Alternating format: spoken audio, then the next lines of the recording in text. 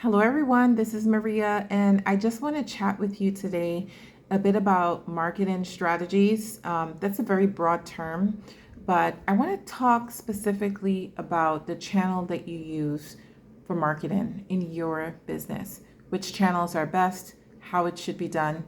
But before I get into it, I'm not sure if this is the first time you're visiting my page. Definitely welcome.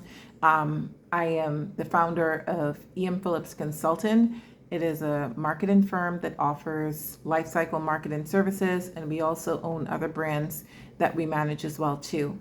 So, in my experience working in marketing for the past over 13 years, there's so much that I have learned that I would like to share with you through this page to help you improve your business.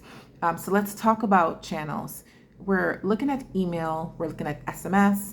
If you have an app for your business, in-app push notifications, social media, of course. So there are different types of ways you can reach your customers, and the way you reach your customer depends on who your target audience is. However, there are certain best practices no matter what type of business you have that you should engage in.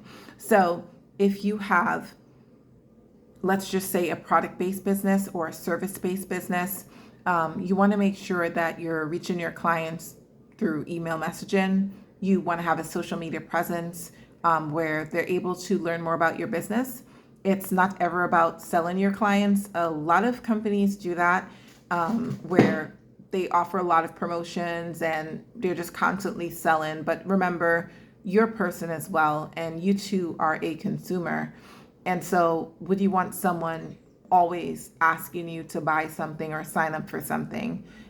Think of it like that. And that's not something that would be very productive for your business. So, if you do have a social media, then I would say offer valuable content. And a lot of people say valuable content and they give you one or two surface tips. That's not what I'm talking about. I'm talking about going below the surface like we're doing today. We are talking about how you can reach your customer in the best way and what you should post on your page, on your website, in your emails. So if you have a social media presence, which I recommend you do, definitely post supportive ideas and tips and also stories to help your audience engage and also understand what it is that you're doing.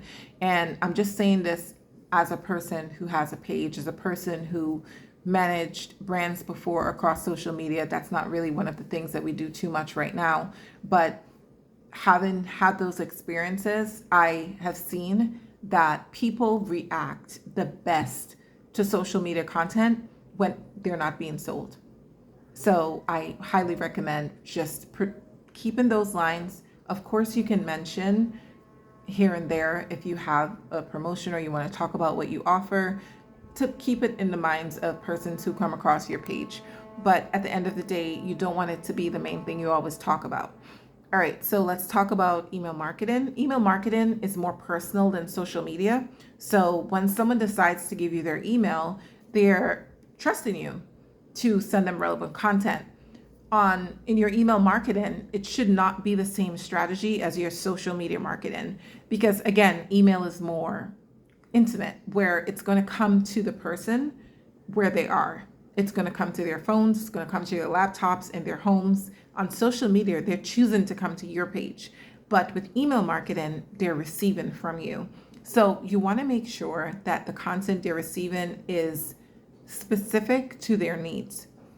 If you have people who signed up for a lead magnet product, like you said, hey, sign up to get my free guide, and your free guide is about how they can scale their businesses, then your emails in that specific email journey, once the guide is delivered to them, should be structured around the same topic, different things that they can do, how it is that you nurture them through the process. I've used this strategy with other businesses, and I have seen them make six figures off of email strategy that I have put my hand to and created. So what you need to do is talk to them. And that's one of the things that I have changed before. A lot of times things were just very salesy. Talk to the person, explain what they need to do in order to scale, not just in your guide, but in your email journey. And at the end of the journey, if you'd like to say, hey, you can check out some of our services that we offer here if you're interested, that's it. At that point, you need to monitor how your audience reacts to each email. For those who engage heavily with content, then you need to segment them in your email platform that you use. Segment them with those who don't engage. Those who don't engage, you should not continue to reach out to them simply because you don't want to affect your email sender score.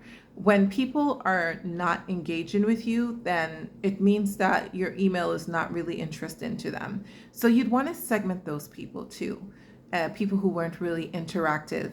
Maybe ask them a question, send them a survey, and say, hey, we sent you some information, not really sure if you like it. Let us know what topics you're interested in. But if you don't want us to email you back, we completely respect that. Let us know, and have them click what they want to do in that email. And then you know if to remove them from your database or if to continue targeting them in a different way.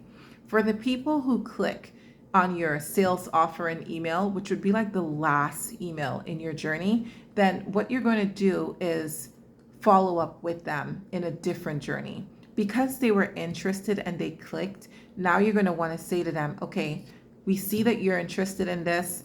Let us know what some of your objections are. Depending on your product or service, you can offer to schedule a call with them to have a discussion, or the email can run them through the benefits of your service. And this is once they clicked. If they did not click, I would not target them anymore with sales emails or anything that it is that you want them to sign up for, because it means that they probably got the information they needed, and so they don't want to be contacted again. You can test this to see how it works by asking them a question and see if it is that, okay, they didn't click on the sales email. Is there other topics you're interested in, as we discussed prior? So those are just some tips I want to give you with your email, tips with social. Let's talk about SMS. If you sign up customers for SMS, you want to make sure that they have an opt-in. And the opt-in is to ensure that you're allowed to message them. Ensure that you're following, regulations and laws surrounding SMS messages for each state, or if you're not in the states, at your part of the world that you're in, you want to make sure you're not messaging people at inappropriate times. And you want to make sure that when they opt in for messages, that they understand what type of content you're going to be sending them. Your SMS messages should not be long. Once again, you should do some segmentation here. If they engage with SMSs, if they didn't engage with SMSs, based on your platform, you may have metrics that you get. I'm not sure what platform you'll be using, but some platforms offer you different SMS metrics for your strategy, so you can see exactly how it's performing. If it is that it has a very high opt-out rate, or people are saying stop, don't send me messages, then you need to stop and revisit that strategy there.